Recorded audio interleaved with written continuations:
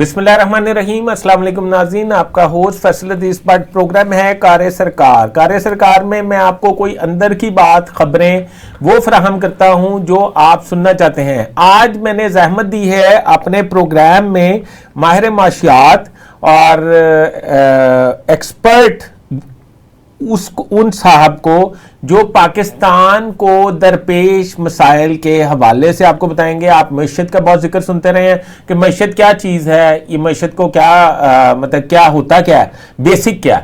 तो ये आज हम आपको अपने प्रोग्राम में बताएंगे कि पाकिस्तान की मईशत क्या है और पाकिस्तान की मईशत बेहतर किस तरह हो सकती है और हुकूमत किस सिमत जा रही है। मैं आपका तारुफ करवाता हूँ अपने मेहमान शहजाद शौकत साहब से। अस्सलाम वालेकुम। थैंक यू शहजाद साहब, आपने हमें ज्वाइन किया। तो ये बताइए कि हमारे नाज़रीन के लिए सादे से अल्फाज में, हम सारे ये लोग सुनते हैं कि मईशत तबाह हाल है, इसका क्या मतलब है? सर, इसको आम फहम ज़बान में ये है कि मैं दूध लेने गया हूँ, हाँ, मुझे दूध की जगह पानी मिल रहा है। बिल्कुल ठीक है। इसका क्या मतलब है कि दूध को अंदर कोई ऐसी चीज़ मिक्स हो गई है जो दूध तो लगता तो दूध है लेकिन दूध नहीं है। ठीक है। हमारी मईशत में एक होती है वैल्यू जी, वो वैल्यू स्नैच की जा रही है। वो क्या है, वो किस तरह से? मैं मिसाल देता हूं। मेरे बड़े जब जाते थे तो 7 रुपए मन गंदम ले आते थे। ठीक है। आज 4000 रुपए मन भी कॉस्ट है। अभी 5200 मन पे भी हमने खरीदी जो इंपोर्टेड गंदम थी। तो मन गंदम है लेकिन रुपये की टर्म में उसके 7 रुपए से बढ़ के 4000 रुपए पर मन वैल्यू बन गई जी। तो इसका मतलब ये हुआ कि वैल्यू जो थी उस गंदम की इन टर्म्स ऑफ रुपी वो बहुत बढ़ गई जी। लेकिन उस दूसरी तरफ देखें इन टर्म्स और रुपी की value in terms of real value बहुत गिर गई। सो हमारे मुल्क का मसला सिर्फ एक है कि हम अपने रिसोर्सेज की वैल्यू कम से कम करते जा रहे हैं। इसका जिम्मेदार कौन है? सर, इसके जिम्मेदारी हम पाकिस्तानियों पे स्टार्ट होती है 1948 से। अच्छा जी, वो कैसे? सर, पाकिस्तान बनने से पहले सर आपको पता है कि दुनिया भर में फाइनेंशियल क्राइसिस आए। 1930 का क्राइसिस देख लें और उससे पहले क्या है 1930 का क्राइसिस? सर, क्राइसिस ये थी कि दुनिया में इन्फ्लेशन बहुत ज्यादा बढ़ी 1930 में। उससे अच्छा। पहले चले जाएं 1900 में डॉलर पूरी दुनिया में कहीं नहीं था। हमने बॉटम लाइन पे आना है, पाकिस्तान की प्रॉब्लम क्या है। आपने प्रॉब्लम बड़ी सुनी है कि जी अनएम्प्लॉयमेंट है, इन्फ्लेशन है, जीडीपी ग्रोथ नहीं है, पॉपुलेशन बहुत ज्यादा बढ़ रही है, रिसोर्सेज सही तरह यूटिलाइज नहीं हो रहे। ये प्रॉब्लम है जी। इनकी वजूहात क्या है, ये हमारे शहबाज शरीफ साहब को, हमारी टीम को, हमारी मैनेजमेंट को, हमारी हुकूमत को जाननी है। उसके लिए थोड़ा हिस्ट्री में चले जाते हैं जी। 1900 में जाएं, पूरी दुनिया में यूएस डॉलर 1% भी सर्कुलेशन में नहीं था जी। 1915 में यूएस डॉलर 5-6% पे आया और 1922 में वो 60-65% पे सर्कुलेट हो रहा था। इसका मतलब पूरी दुनिया में डॉलर कितनी सर्कुलेशन थी, क्यों? उसने लोन दिया और जब उसने लोन वापस लेने शुरू कर दिए और उसके बाद डॉलर की सर्कुलेशन जो थी वो फ्रीज हो गई, इन्फ्लेशन बढ़ गई। ये एक वजह है। दूसरी तरफ और वजूहात हैं कि ब्रिटिश पाउंड के साथ क्या हुआ, मैं उस तरफ नहीं जा रहा। अब उसके बाद डॉलर ये अपनी वैल्यू को मुस्तहकम करता गया। दरमियान में इसके ऊपर मुश्किल वक्त आया, इसको रेस्क्यू करने में बहुत से लोगों ने काम किया, बहुत से मुल्कों ने अपनी कुर्बानियां दी, जिसमें पाकिस्तान भी शामिल है। उस वक्त 1948 में कायदे आज़म ने यह कहा था कि जो यूरोपियन लोग हैं, जो यूरोपियन कंट्रीज हैं, उन लोगों से हमें सीखना चाहिए। सनत भी तरक्की कर गई, उनकी मईशत भी तरक्की कर गई, लेकिन सूदी सिस्टम की वजह से वो तबाह बर्बाद हो गए। अब मैं इस वक्त ये नहीं कहता कि सूदी सिस्टम जो चला हुआ है वो उसको अचानक खत्म कर दें। मैं आपको प्रॉब्लम की तरफ जा रहा हूं, वजूहात की तरफ जा रहा हूं जी। कायदे आज़म 1948 में ये कह के चले गए कि as state bank of Pakistan आपका जो रिसर्च डिपार्टमेंट है वो इस्लामिक इकोनॉमिक सिस्टम की तरफ हम पाकिस्तानियों को लेके जाए। उसके बाद पहली कॉन्स्टिट्यूशन वफात पा गया हजरत कायदे आज़म और मौलाना लियाकत अली साहब शहीद हो गए और उसके बाद मौलवी तमीजुद्दीन साहब हेड कर रहे थे पाकिस्तान की नेशनल असेंबली को।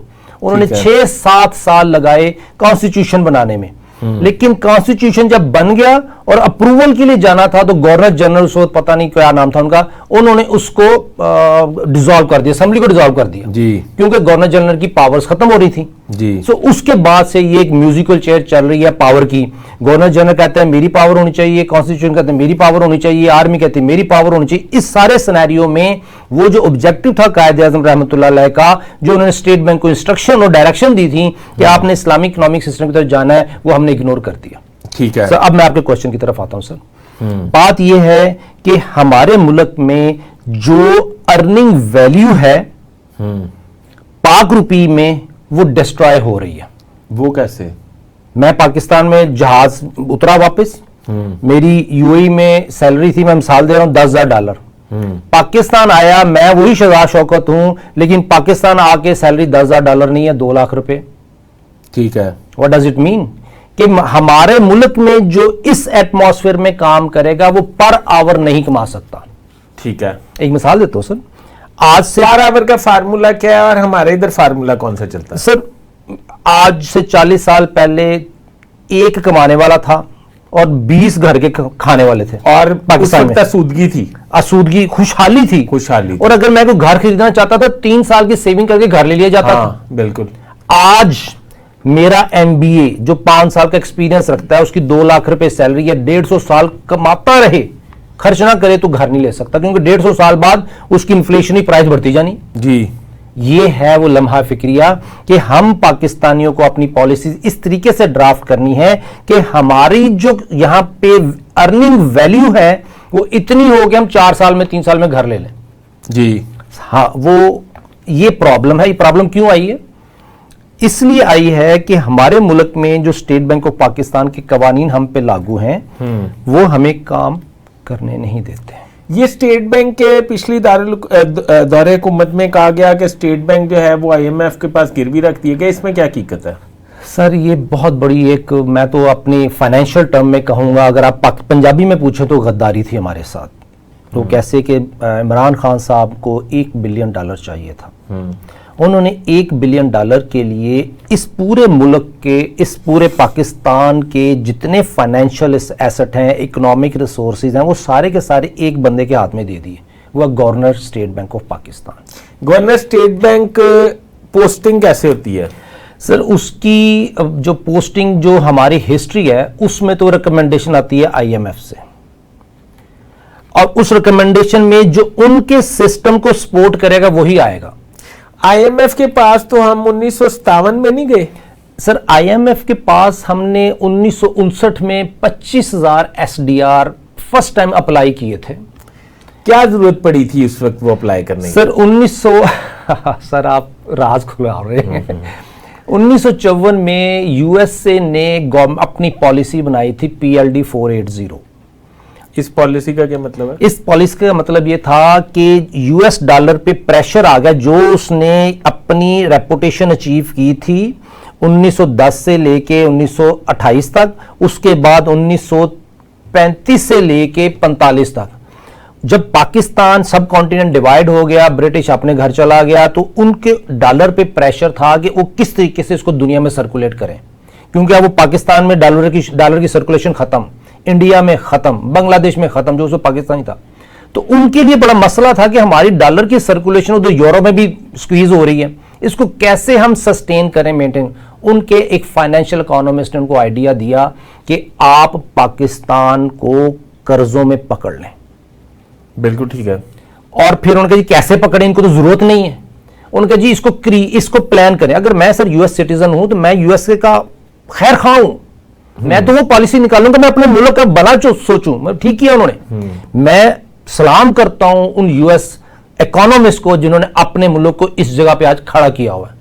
وہ جو 1954 کی ایک پالیسی تھی, یہ وہ ستون تھا جو US کی گرتی ہوئی اکانومی کو ایک بہت بڑا سہارا دے گیا. اس میں کیا تھا کہ ہم نے گندم ایڈ میں دینی ہے.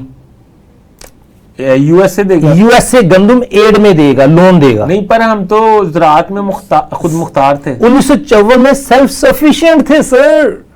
اچھا, پھر اس کے بعد پاکستان نے امپورٹ نہیں کی گندم 1955 56 57, لیکن پاکستان میں ایسے ہٹ مین اکانومسٹ آئے کہ پاکستان میں کسان کو نقصان پہنچانے کی پالیسی کریٹ کی گئی کہ اگر کسان کو 7 روپے من کاسٹ پڑ رہی ہے تو کسان سے 6 روپے من میں خریدو. اچھا، یہ میں آپ کو وہ چیز بتا رہا ہوں یعنی کہ ابھی حال ہی میں بھی ایسے اسکینڈل اس پہ آتے ہیں، پہلے بتائیں آپ. سر جو 7 روپے من گندم تھی وہ کسان کو کہا 6 روپے من لو. جی، وہ کیسے؟ اس کا ایک طریقہ ہے مارکیٹ کا. اگر آپ سوتر منڈی میں چلے جائیں، جی، اگر آپ کوئی چیز ایسی منگوا لیں، مثلا آپ نے کول کا ویسل منگوا لیا ہے، اس میں آپ کا جو کمپیٹیٹر ہے وہ اپنا ریٹ مارکیٹ کا گرا دے گا. سوتر منڈی میں اگر آپ نئے آ گئے ہیں، مال لے کے آ گئے ہیں، تو جو آپ کے کمپیٹیٹر ہیں آپ کو ناک آؤٹ کرنے کے لیے مال کا ریٹ نیچے کر دیں گے. اچھا، تاکہ آپ کو نقصان پہنچے، تاکہ پھر آپ بھاگ جائیں. کسان کو پیسے ریٹ وہ نکالا گیا کہ کسان کو نقصان ہو. ٹھیک ہے. مثلا آج ہی کی پالیسی کو دیکھ لینا، کسان کی پر من کاسٹ ہے سے 4000، اس کو کہا جا رہا ہے 2500 لے لو، 3000 لے لو. اس کو نقصان ہو گیا. کہاں جا رہا ہے؟ سر یہ پالیسی ہے نا سر، کون نکالتا ہے یہ اس کے بعد میں بات کریں گے. میں آپ کو ہسٹری بتا رہا ہوں. 1959 اور 60 میں صدر ایوب نے کیا ایک گھٹیا کام کیا کہ صدر ایوب نے جی کہ انہوں نے لینڈ ریفارمز کے نام سے وہ جو گندم لگانے والا ذمہ دار تھا اس کو وائپ آؤٹ کر دیا. وہ کیسے؟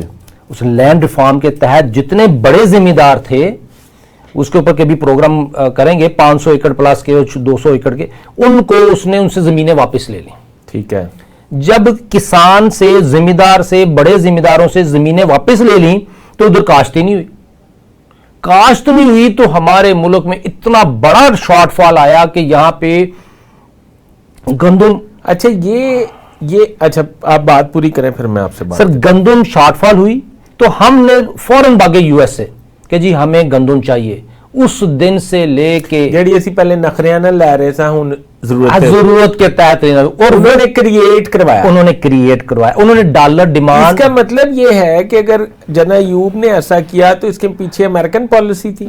میں یہ سمجھتا ہوں as an economist American policy تھی، کیونکہ اس کے بعد کیونکہ میرے پاس ورلڈ بینک کی ایک برٹش لائبریری سے ایک ڈاکومنٹ میرے پاس ہے جی، یو ایس کی ایک لائبریری ہے اس کا ڈاکومنٹ میرے پاس ہے، پالیسی میٹرز میرے پاس ہیں. اس میں یہ نہیں لکھا ہوا کہ صدر ایوب نے یہ پالیسی اڈاپٹ کی یا کروائی، لیکن جو محرکات ہیں، جو بینیفیشری ہے، وہ کنفرم کرتا ہے کہ یہ سچویشن کیوں کریٹ کی گئی. دیکھیں نا، میں نے بینیفٹ اٹھانا ہے، میں ڈیمانڈ کریٹ کروں گا. بالکل. تو پھر آپ کا یہ سوال ہوگا شہزاد بھائی، ہمارے ملک میں 1 ملین ٹن کی ڈیمانڈ اچانک آ گئی تو اچانک وہ اویلیبل بھی ہو گیا 15 دن مہینے کے اندر اندر. جی سر کیونکہ یہ پلان تھا، یو ایس نے پہلے ہی فصل لگا کے رکھی ہوئی تھی کہ یہ ہم نے پاکستان کو دیا، یعنی کہ ہمارا حصہ رکھا ہوا تھا کہ جب یہ تھرو پراپر چینل آئیں گے اور ہم کہیں گے یہ انہوں نے پہلے لگا کے رکھی ہوئی تھی کیونکہ پلان کا حصہ تھا. بہت اچھا پلان تھا سر، آئی ریئلی لائک، میں سلوٹ دیم کہ جو انہوں نے. ابھی کا کیا ہے؟ ابھی یہ جو امپورٹ ہوئی ہے گندم، یہ کہاں سے ہوئی ہے، کیا ہے اور کس طرح؟ سر اس کی انفارمیشن تو آئی تو یہ آذربائیجان اور رشین سائٹ سے، یہ یو ایس سے نہیں ہے کیونکہ یو ایس سے گندم سے باہر آ گیا. اس نے اپنا آبجیکٹیو اچیو کر لیا تھا 1975 میں. یہ تو پرانی بات ہے نا، ابھی تو ماڈرن ہو گیا. سر ابھی تو صرف سمپل سی ہے کہ کیبنٹ کمیٹی میں یہ اپروول کے لیے گیا تھا، ٹی سی پی نے اس کی اپروول کے بعد امپورٹ ٹینڈر کر دیے اور امپورٹ کر لی. اور یہ چونکہ اپروول $1 بلین کا بجٹ میں پہلے سے تھا، پچھلے سال یہ اپروول تھی کہ $1 بلین کی گندم ہم نے منگوانی ہے. اب بجٹ جو مثلا ہمارے حکومتی ساز اداروں میں کیا ہوتا ہے کہ اگر ہم نے بجٹ خرچ نہیں کیا نا تو مئی جون سے پہلے ہم نے اس کو خرچ کر دینا ہے. بالکل ٹھیک ہے. ہاں تاکہ ہمیں جسٹیفیکیشن نہ دینی پڑے کہ آپ نے کیوں رکھا تھا، آپ کی ورکنگ کیا تھی. کیونکہ جو کلرک ہمارے سرکاری ملازمین ہیں وہ یہ کہتے ہیں کہ سر اگر ہم نے خرچ نہ کیا تو ہمارے اوپر زیادہ بڑا خمیازہ ہے. ہاں لہٰذا کدھر بھیجو، اس کو ختم کر دو، خرچ کر دو. سو $1 بلین آئی ایم ایف سے لینے کے لیے ہم نے کیا کیا پاپڑ نہیں بیلے سر. پاپڑ بیلے نا کہ ہماری ٹیم جا رہی ہے، ان کی ٹیم آ رہی ہے، اور اگر آپ کو پتا چلے کہ ان کے آنے جانے پہ کتنے کروڑوں خرچہ ہوا ہے وہ ایک علیحدہ حساب ہے. سو 1 ارب گندم امپورٹ کرنے کے لیے آپ کو ایسے کوئکلی امپورٹ ہوگی، لیکن لون لینے کے لیے کیونکہ ہم نے سیٹلمنٹ کرنی تو اس کے لیے کیا کیا سو پاکستان کے لیے سب سے امپورٹنٹ ہے کہ ہم نے وہ پالیسیز اڈاپٹ کرنی ہے جو یو ایس اے نے اڈاپٹ کی تھی. ہم نے اپنے ملک کی کرنسی کی ڈیمانڈ کریٹ کرنی ہے. اس کے لیے محب وطن ہونا بہت ضروری ہے. سر دیکھیں شہباز شریف صاحب کی مجھے ایک بات بہت پسند ہے. وہ سپیڈو کیوں مشہور ہوئے ہیں؟ کیونکہ ان کو بات سمجھ آ جائے. ایگزیکیوشن ایڈمنسٹریشن میں اس کے فالو اپ میں وہ زمین آسمان ایک کر دیتے ہیں. نہیں پر یہ بتائیں کہ یہ تو مجھے اس میں تو میں سمجھتا ہوں لوکل سیاستدان تو بالکل ہمارے طرح بھیڑ بکری ہے جو آپ بات بتا رہے ہیں اس کے مطابق, کیونکہ یہ تو کوئی بین الاقوامی قوتوں کا ایک ایجنڈا ہے جو ہم ذلیل ہو رہے ہیں. سر بالکل ایسی بات ہے آپ کی. ہمارے جو سیاستدان ہیں لیکن اللہ نے ان کو ایک مرتبہ پھر حکومت دے دی. سے میں مثال بیان کرتا ہوں, نون لیگ کو, پیپل پارٹی کو بھی مل گئی. یہی چانس عمران خان کو اللہ نے دیا تو بڑا رائٹ ٹائم تھا. وہ ایسا رائٹ ٹائم تھا کہ امریکہ, اسرائیل اور پوری دنیا کا جو فائنینشل سسٹم تھا نا کووڈ کی وجہ سے وہ بالکل ایک ایج پہ تھا. اس سے پہلے مائٹی ڈالر تھا. 2016 اکانومسٹ کی رپورٹ ہے, ڈالر از دا اسٹرانگسٹ ان 2016. اس کے بعد وہ ایک ایسی سچویشن میں آیا کہ کہیں بھی جا سکتا تھا کووڈ کے بعد. اس وقت ہماری پالیسیز, میں نے بہت لیٹر لکھے عمران خان صاحب کو اور چیف جسٹس سپریم کورٹ کو کہ ہمیں اپنی اکنامکس پالیسیز میں یہ کام کرنے ہیں, یہ اسٹریٹجی اڈاپٹ کریں. اینی ہاؤ وہ ایک علیحدہ بات ہے, وہ ختم ہوگی. آج کا دن سر یہ ہے کہ ہمارے سیاستدان اور ان کے ایڈوائزر میں آپ کو ایک فائنینشیل اکانومسٹ نہیں ملے گا. اچھا, ایک بھی نہیں ملے گا. اچھا, یہ بڑی امپورٹنٹ بات آپ کریں, ایک بریک لے لیں. بریک کے بعد میں آپ سے یہ پوچھتا ہوں کہ ہمارے اکانومسٹ کوئی نہیں ہے ناظرین. جی شہزاد صاحب کیا بات ہو رہی تھی ہمارے سر؟ ہم یہ بات کر رہے تھے کہ شہباز شریف صاحب کے پاس یا منسٹری آف فائنانس کے پاس ایک بھی فائنینشیل اکانومسٹ نہیں ہے. اچھا, تو یہ فائنانس منسٹری کس طرح چل رہی ہے؟ یہ جہاں اورنگزیب صاحب کون ہے جو 5 کروڑ 6 کروڑ 9 کروڑ ہمیں یہ کرا گلاپا گیا کہ یہ 9 کروڑ لیتے تھے, ان کا بڑا احسان ہے پاکستان پہ کہ وہ منسٹری میں آ گئے ہیں, وہ کیا ہے؟ سر ایک ہوتا ہے بینکر. بینکر کا کام ہے پیسے لینا دینا, بس. شوکت ترین صاحب پیسے لینے دینے میں ماہر ہے, اورنگزیب صاحب پیسے لینے دینے میں ماہر ہے. فائنینس کی ڈیفینیشن یہ ہے کہ فائنینس کریٹ کیا جاتا ہے, فائنینشیل بینیفٹ کریٹ کیے جاتے ہیں, ویلیو کریٹ کی جاتی ہے. ویلیو کیا ہے؟ ایک مٹی تھی, اللہ نے اس پہ اپنے ہاتھ سے محنت کی, ویلیو کریٹ کرتی. ویلیو یہ ہے. میرے پاس فیکٹری ہے, میں نے گندم خریدی, پروسیس کیا, ڈبل روٹی کیک بنا کے ویلیو کریٹ کرتی. Value creation. 100 روپے والی چیز آپ نے 100,000 کی بنا دی. یہ ٹپیکل فائنینشیل اکنامکس کا ٹاپک ہے. ہمارے ملک میں جو اکانومسٹ ہیں وہ ہیں کنزمپشن, پروڈکشن, ڈسٹریبیوشن. ان 3 چیزوں سے باہر نہیں آتے کہ ہمارے ملک کی کنزمپشن کیا ہے, ہمارے ملک کی پروڈکشن کیا ہے, ہمارے ملک میں اس میں ریسورسز کی ڈسٹریبیوشن کیا ہے, کریشن کہاں گئی, ویلیویشن کہاں گئی. قرآن مجید اسلامک اکنامک سسٹم ویلیو کی بات کرتا ہے, اونلی ویلیو. کوریا ویلیو مس میچ سے باہر نکل کے اس نے اپنے آپ کو کرائسس سے باہر نکالے, کیونکہ امریکہ کوریا اور چائنا کے پیچھے پڑا ہوا تھا. آپ کو یاد ہوگا 1992 سے لے کے 99 تک چائنا, کوریا, جاپان ان کے ٹارگٹ تھے کہ مجھے یہ مار نہ دے دیں. چائنا نے ایسی اسٹریٹجی اڈاپٹ کی کہ اپنی کرنسی کی ویلیو کو پرکیور اور سیو کر لیا. کوریا اتنے مشکل حالات میں تھا لیکن کوریا کو بھی سروائیول اللہ نے دے دیا. اس نے اسلامک اکنامک سسٹم کے 3 رولز اپلائی کیے اور اس میس سے باہر آ گئے. اور جاپان, چونکہ جاپان بھی ایک سپلائر ہے یو ایس اے کا, لیکن اس نے اپنے آپ کو اسٹریٹجیکلی پروڈکشن میں اسٹرانگ رکھا اور اپنے آپ کو سروائیو رکھے. ہم پاکستانیوں کو ایک یو ایس اے کی تمام پالیسیز فائنینشیل اکانومسٹ بناتے ہیں. ایک ڈگری بتا دیں, ایک یونیورسٹی بتا دیں جو فائنینشیل اکانومسٹ کی ڈگری دیتی ہو پاکستان میں. اچھا, یونیورسٹیز نہیں, ایجوکیشن ہی نہیں ہے پاکستان میں فائنینشیل اکنامکس کی. تو ہمارا ملک کیسے چل رہا ہے؟ سر وہ اکانومسٹ ہیں جو کلرک ہیں اس سسٹم کے, وہ کہتے ہیں یہ ہمارا سسٹم ہے, اس سسٹم سے آگے آپ نے سوچنا بھی نہیں. پی ایچ ڈی ہم آپ کو اچھی تنخواہ دیں گے سب, لیکن آپ نے کلرک رہنا ہے ہمارے سسٹم کا, اس سے اوپر اس کو سوچنے کی دیتے ہی نہیں ہے. اس کو ذرا آسان الفاظ ہمارے ناظرین کو سمجھائیں. سر آسان الفاظ میں یہ ہے, قرآن مجید میں ہے, حضور صلی اللہ علیہ وسلم نے فرمایا جس نے ملاوٹ کی وہ ہم میں سے نہیں. جی. فائنینشیل اکنامکس کے اس کا کیا مطلب ہے؟ اس کا مطلب یہ ہے جب میں 100 روپے کی ویلیو لے رہا ہوں کسٹمر سے تو میں اس کو 100 روپے کی ویلیو نہیں دے رہا, دودھ میں ملاوٹ کر کے دے رہا ہوں, ٹھیک ہے, میں ناپ تول میں کمی دے رہا ہوں, ویٹ میں کمی کر رہا ہوں. اس کا مطلب ہے اکنامک انجسٹس میں شو کر رہا ہوں کہ آپ کو ویلیو ٹو ویلیو ایکسچینج ہے لیکن ویلیو ٹو ویلیو نہیں ہے. سب نے سنا ہے لیکن فائنینشیل اکنامکس کی روح میں یہ فراڈ ہے. ٹھیک ہے. اور حضور صلی اللہ علیہ وسلم نے فرمایا کہ جس نے یہ فراڈ کیا اکنامک انجسٹس کا, value in equal exchange of value میں جس نے فراڈ کیا وہ ہم میں سے ہے ہی نہیں. حضرت شعیب علیہ السلام کی قوم کو تباہ کر دیا. ویل للمطففین 83 سورت پہلی دوسری تیسری آیت کو دیکھ لیں کہ جس نے ڈنڈی ماری اس کے لیے بہت بڑی تباہی ہے. اب آ جائیں سر آسان الفاظ میں, فائنینشیل اکانومسٹ کی ڈیوٹی ہوتی ہے کہ اس نے پروڈکشن, ڈسٹریبیوشن اور کنزمپشن کے علاوہ یہ دیکھنا ہے کہ پروڈکشن ایفیشنٹ ہے کہ نہیں ہے, اس کی ویلیو ہے کہ نہیں ہے. آج جو میں ڈیسیژن لے رہا ہوں اس کا بینیفٹ آج کے 3 مہینے میں کیا ہے, اگلے 3 مہینے میں کیا ہے, اگلے 3 سال میں اور اگلے 30 سال میں کیا ہے. ٹھیک ہے. اور اگلے 30 سال میں اگر اس کے آؤٹ کم آئیں گے اس کو مینیج کیسے کرنا ہے.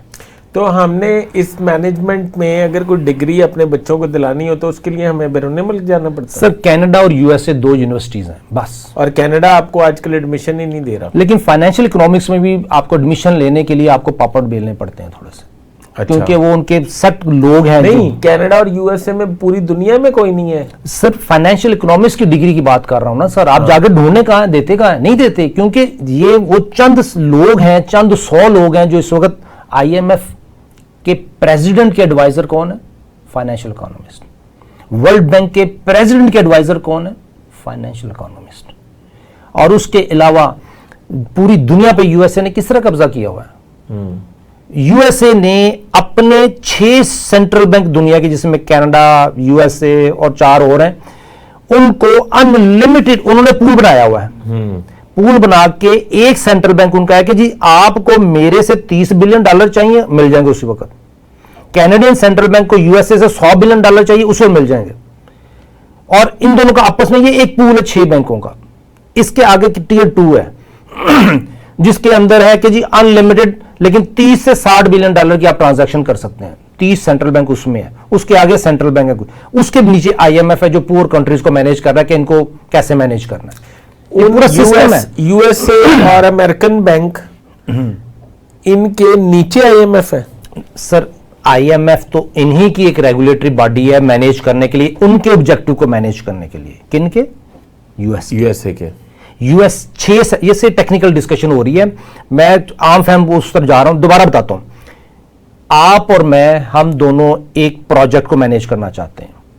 میں نے اور آپ نے مل کے 4 دوستوں کو ملایا, ہم 6 دوست ہو گئے. ہم نے کہا جی ہم 6 سینٹرل بینک ہیں. ٹھیک ہے. بٹ صاحب آپ کو جب بھی جتنے $1 بلین چاہیے آپ کے پاس اتھارٹی, آپ اکاؤنٹ میں سے لے سکتے ہیں, میرے اکاؤنٹ سے لے سکتے ہیں. اور اسی طرح مجھے اتھارٹی ہے کہ میں آپ کے اکاؤنٹ سے لے سکتا ہوں. اندھا ٹرسٹ ہو گیا. میں, آپ اور 4 اور دوست ہیں جس میں شاید انگلینڈ بھی ہے. ہم 6 دوست ہیں جن کے اوپر اندھا ٹرسٹ ہے. کوئی ہمیں بیٹ کر سکتا ہے پھر؟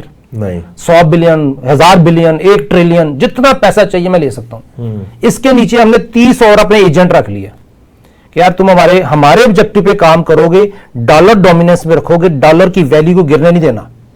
ڈالر آئل کی وجہ سے نہیں ڈومینیٹ کرتا. سر ابھی اس طرف آ جاتا ہوں. یہ 30 بینک کو ہم نے اپنے ایجنٹ بنایا, ان کو بھی اتھارٹی دیتی کہ $30 بلین سے لے کے $60 بلین تک میرے اکاؤنٹ سے آپ لے سکتے ہو. کوئی مسئلہ نہیں, جب چاہے لے لو. ہمارے 6 بینک. وہ کون کون سے بینک ہیں سر؟ اس میں بینک نہیں ہے, وہ نیشنز ہیں. سنگاپور ہے, میں آپ کو اس کو ریسرچ کر دوں گا. اس میں میجر رول ہے سنگاپور کا اس ایریا سے ہمارے. اور اس کے بعد انہوں نے اور ایک رکھے ہوئے 15 ہیں, اور اس کے نیچے پوری دنیا ہے. پوری دنیا کے لیے انہوں نے آئی ایم ایف رکھ دیا, poor countries I am F. وہ ان کو مینیج کرے گا. ان کو ڈیفالٹ آئی ایم ایف ان سے پیسے لیتا ہے. آئی ایم ایف ڈیفینیٹلی وہ سارے لوگ پول کرتے ہیں ان کے لیے. جو کہتے ہیں کہ آئی ایم ایف کا ایک ڈیلیگیشن آیا پاکستان اور اس نے ڈائریکٹرز کو جا کے بریفنگ دینی ہے, وہ سارے بینک کے جو ریپرزینٹیٹیو ہیں وہ ڈائریکٹرز ہیں. اب سر یعنی کہ وہ 30 لوگ بیٹھیں گے, یہ آئی ایم ایف کا ڈیلیگیشن انہیں بریف کرے گا. سر آئی ایم ایف تو اتنا سا ہے, پوری دنیا کو جو پیسے, سر 2019 سے لے کے 2024 آ گیا, 6 سال ہو گئے. پورے 6 سالوں میں $219 بلین شاید آئی ایم ایف نے قرض میں دیا. اماؤنٹ ہے 219, صرف 219, جبکہ پوری دنیا کی ڈالر کی سرکولیشن میں $1 trillions and trillions of dollar, देखो ना, अनलिमिटेड $100 बिलियन या $500 billion central bank of Canada को चाहिए तो एक फोन कॉल पे निकाल सकता है जी। लेकिन आईएमएफ ने पुअर कंट्रीज को मैनेज करना है, उनको गरीब रखना है, उसकी पॉलिसी में $219 बिलियन उसने से 92 मुल्कों को दिया।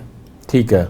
सो इससे अंदाजा लगा लें कि मैंने अगर चैरिटी, मेरे पास 10 लाख रुपए पड़े हैं, मैं 200 रुपए क्या चैरिटी नहीं कर सकता किसी को? बिल्कुल। IMF is a charitable institution के जिसने गुलाम बना के रखने के लिए वो फिर ये जो टैक्सेस लगाते हैं कि इतने बिलियंस के ट्रैक्स लगा दें।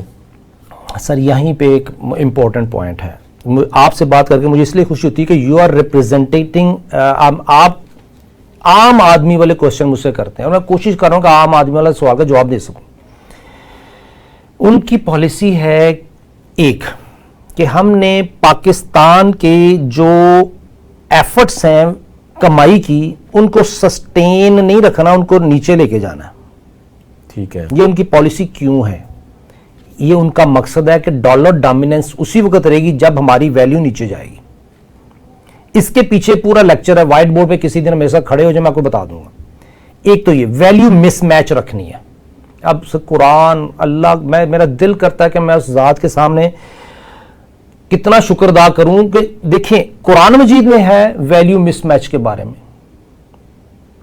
कि आपने जब वैल्यू मिसमैच की हराम है, लेकिन हमारे मुफ्ती हजरात को वैल्यू मिसमैच की डेफिनेशन ही नहीं आती। वैल्यू मिसमैच क्या है कि मैंने आपको 100 रुपए दिए थे, आपसे मैं 110 रुपए ले रहा हूं, ये वैल्यू मिसमैच हो गया, जिसे सूद कहते हैं। जी, सूद कहते हैं। Basically Sood is a value mismatch. ठीक है। अब इस सूद में हमें इसलिए जकड़ा गया है, यहूदो नसारा ने हमारे कुरान को पढ़ा है कि हम कहां कहां मार खा सकते हैं। उन्होंने देखा है कि मुसलमानों को कैसे मैनेज करना है, यहूदियों को, हिंदुओं को कैसे मैनेज करना है और बाकी लोगों को कैसे मैनेज करना है, उनकी पूरी प्लानिंग पॉलिसी है। सो हमारे लिए जिस दिन मिसमैच वैल्यू, अर्निंग और एक्सपेंस खत्म हो जाएगी, हम कामयाबी की तरफ चले जाएंगे। और ये आईएमएफ की प्लानिंग यही होती है कि हम जब आपको कर्ज दे रहे हैं तो हम मेक श्योर करें कि आपकी वैल्यू मिसमैच बढ़े। लेकिन वो प्रिटेंड करते हैं कि सर आपने हमें कर्जा वापस करना है, सर आप हमें कर्जा वापस करेंगे, कैसे करेंगे और कब करेंगे, और उसमें ये कि जो पेट्रोल की प्राइसेस हैं वो बढ़ा दें, बिजली की प्राइसेस बढ़ा दें, इन्फ्लेशन बढ़ा दें, रेट ऑफ इंटरेस्ट बढ़ा दें। ये वो तमाम तीनों तलवारें हैं जिनकी वजह से हम इस मेस में हैं। अब इसका हल कोई है? सर इसका हल नेकी है, ये किसके नसीब में आती है ये अल्लाह जानता है, लेकिन शहबाज शरीफ साहब के पास भी ये मौका है। वो ये कि इस सिस्टम को हम बंद नहीं कर सकते। ठीक है। ये सिस्टम जो चल रहा है ये ऐसी स्ट्रेटेजी और प्लानिंग है कि जिसमें 40 टॉप मुल्क हैं जिनके तहत ये सिस्टम चल रहा है, और जीसीसी जो ऑयल प्राइस आपने बात की थी वो उनको सपोर्ट दे रही है। बेसिकली उन ऑयल ने डॉलर को सपोर्ट नहीं दी हुई, उन्होंने अपने आप को टैग उसके साथ कर लिया है, ऑयल और उस डॉलर के साथ, कि हम नीचे ना जाएं। अच्छा, अब प्रोग्राम के बाद टाइम कम है, मुझे ये जाते जाते बताएं कि ये जो डॉलर की प्राइस है, ऑयल जिसमें आप कह रहे हैं उन्होंने उसको वो दिया हुआ है, टेक दी हुई है, ये बताएं कि पीछे अरब ममालिक ये कह रहे थे कि हम एक, रशिया भी एक पॉलिसी बना रहा था कि अब डील जो है वो चाइनीज करेंसी में होगी ऑयल। सर डॉलर डोमिनेंस को ख़त्म करने के लिए यूरो बना, डॉलर वीक से वीक होता गया। अब देखें क्रेडिट करेंसी भी आ गया उसके बाद 2008 वाला, फिर उसने अपने आप को मैनेज किया, इस्लामिक बैंकिंग ने उसको सपोर्ट किया, अरब्स ने उनको सपोर्ट किया, इस्लामिक फंड के नाम से उन्होंने स्कूक के नाम से अरबों का पैसा लेके अपने आप को सर्वाइवल दिया। डॉलर डोमिनेंस कायम रही। डॉलर डोमिनेंस कायम रहेगी तो ये दुनिया का स्ट्रक्चर यूएस के हाथ में रहेगा। आज भी रशियन स्टेट कुछ भी कर लें, या ये हमारे दोस्त जीसीसी वाले उनके साथ भी पैक कर लें, चाइनीज करेंसी में कर लें या रशियन करेंसी में कर लें, लेकिन जो 30 मुल्क बड़े हैं जिन लोगों ने सेंट्रल बैंक आपस में एक किए हुए हैं, उनके सिस्टम को तोड़ना मुश्किल है। वो रशिया अकेला नहीं तोड़ सकता। उनके पैरेलल कोई दूसरी दुनिया के लोग, चाइना एक थ्रेट बन चुका है उनके लिए। نہیں پھر چائنا کو بھی ایسا کرنا پڑے گا کہ وہ اتنے بینکس بنائے، اتنے ملک بنائے اور اتنے. سر دیکھیں چائنا رشیا کو پکڑ لے گا زیادہ سے زیادہ، ایران کو پکڑ لے گا، پاکستان تو اس کے کنٹرول میں نہیں ہے. یہ 3 ملک 33 ملکوں کے سامنے کچھ بھی نہیں. کوشچن سر یہ ہے کہ شہباز شریف صاحب ایسا کیا کام کریں کہ ہم اس میس سے باہر آ جائیں. جی وہ مجھے نہیں پتا کتنے منٹ ہیں، 2 2.5 منٹ ہے، 4 منٹ ہے. میں اس کو کنکلوڈ کرنے کی کوشش کرتا ہوں. ایز اے فائنینشیل اکانومسٹ ان کو ایک پریزنٹیشن لینی ہے کہ تاکہ وہ وائٹ بورڈ پہ سمجھ سکیں کہ پرابلم کیسے ہے، کیوں ہے. اگر آپ مجھے اجازت دیں گے آپ کے پروگرام میں وائٹ بورڈ رکھنا پڑے گا، کیونکہ اس کے علاوہ آپ اور میں اپنے ناظرین کے لیے ایک وائٹ بورڈ رکھیں گے جس پہ آپ پورا چارٹ بنا کے ہمیں سمجھائیں گے. عوام اس وقت بڑے فرسٹریٹڈ ہیں، وہ جاننا چاہتے ہیں کہ پاکستان میں مسئلہ کیا ہے. سر یہ مسئلہ سمجھ آ جائے گا، اس کا حل شروع ہو جائے گا. اب مسئلہ سمجھا، میں نے مسئلہ ویسے وربلی بتا دیا کہ مس میچ ویلیو ہے، اس کو ختم کرنا ہے. اب آ جائیں ہمیں کرنا کیا ہے. میں اس کی مثال دوں گا حضور صلی اللہ علیہ وسلم کی زندگی سے. حضور صلی اللہ علیہ وسلم نے مشکل وقت میں جو مکہ میں تھا، جو ہم پہ مشکل وقت ہے، انہوں نے اپنے ریسورسز کو سٹرینتھن کیا، اپنی ٹیم تیار کی. ٹھیک ہے نا. اور جو ان کے ظلم ستم تھے ان کو سہا مشرکوں کے، جس طرح آج بھی فلسطین میں ظلم ہو رہا ہے. سہ رہے ہیں نا ہم خوشی سے خاموش نہیں بیٹھے ہوئے، کیونکہ ہم بھی مظلوم ہیں، ہم بھی مظلوم ترین ہیں، مشکل ترین وقت سے گزر رہے ہیں. ہم نے اپنی ٹیم سٹرینتھن کرنی ہے، چاہے وہ ود ان پاکستان ہو چاہے باہر ہو.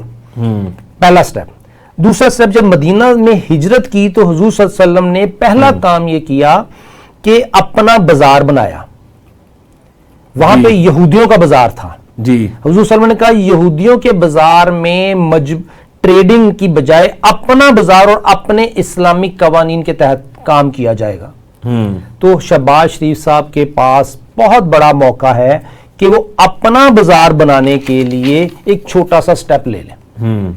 وہ سٹیپ یہ ہے کہ اس سسٹم کو ہم نے نہ کریک کرنا ہے، نہ توڑنا ہے، نہ چھیڑنا ہے. یہ چلتا رہے، ہمیں کوئی اعتراض نہیں، کیونکہ ہم یو ایس کے الائنس میں بیٹھے ہوئے ہیں، ہم چائنا کے ساتھ ایک اچھے ریلیشن میں بیٹھے ہوئے ہیں، ڈپلومیسی کے ساتھ ہمارے ایران کے ساتھ بھی بہتر ریلیشن ہے. ہم نے چائنا اور یہ پیچھے رشیا کے ساتھ بھی بہتر ریلیشن رکھے ہوئے ہیں، جہاں سے گندم آئی ہے. ہم نے اپنے ریلیشنز کو بہتر رکھا ہوا ہے. سو ہم کیا کریں کہ ہم پاکستان کے اندر اپنا بازار شروع کر دیں اور آپشن دے دیں لوگوں کو کہ یہ ایک بازار ہے جو اسلامک اکنامک سسٹم کے تحت، اسلامک لاز کے تحت آپریٹ کر رہا ہے. جس کی مرضی ہے اس بازار میں کام کرے، جس کی مرضی ہے اس بازار میں آ جائے. بس یہ چھوٹا سا بازار شروع کر دیں. یہ چھوٹا سا بازار آپ کو ایمپلائمنٹ دے گا. یہ چھوٹا سا بازار ہمارے ملک میں جو ویلیو آف انکم ہے اس کو انشور کرے گا. یہ چھوٹا سا بازار جو گھر آج ہم 150 سال میں نہیں لے سکتے، یہ ایسی پالیسیز بنائے گا کہ ہم 5-7 سال میں 8 سال میں گھر لینے کی پوزیشن میں ہوں. یہ چھوٹا سا بازار آج آپ 6,800 ارب ٹیکس لیتے ہیں، یہ چھوٹے سے بازار سے آپ 6,800 ارب ٹیکس بھی کلیکٹ کر سکتے ہیں ود ان 3 to 4 ایئرس. صرف یہ چھوٹا سا بازار آپ کو 6,800 ٹیکس دے گا 3 سے 4 سالوں میں. بس آپ نے ناظرین، ہم نے ابھی میرے پروگرام کا وقت ختم ہو گیا. شہزاد شوکت صاحب کے ساتھ ایک نشست رکھیں گے جس میں ہم ایک وائٹ بورڈ پہ ڈایاگرام ڈرا کر کے آپ کے نالج کے لیے، کیونکہ آپ یہ لوگ جاننا چاہتے ہیں کہ معیشت کیا ہے. آج انہوں نے بڑی امپورٹنٹ بات کی کہ ہمارے فائنینشیل اکنامسٹ جو ہیں وہ کوئی ہے ہی نہیں ہے پاکستان میں، اور پوری دنیا میں منوپلی امریکہ کی ہے، جس طرح کہ آپ سمجھ رہے ہیں. تو آنے والا وقت جو ہے وہ پاکستان کی بہتری کے لیے ہو، یہ آپ دعا فرمائیے گا. اور ہماری بھی دعا ہے پاکستان کو اللہ پاک کی ذات دن دگنی رات چگنی ترقی دے. اپنے ہوسٹ فیصل ادریس بٹ کو کار سرکار پروگرام سے اجازت دیجیے. اللہ حافظ.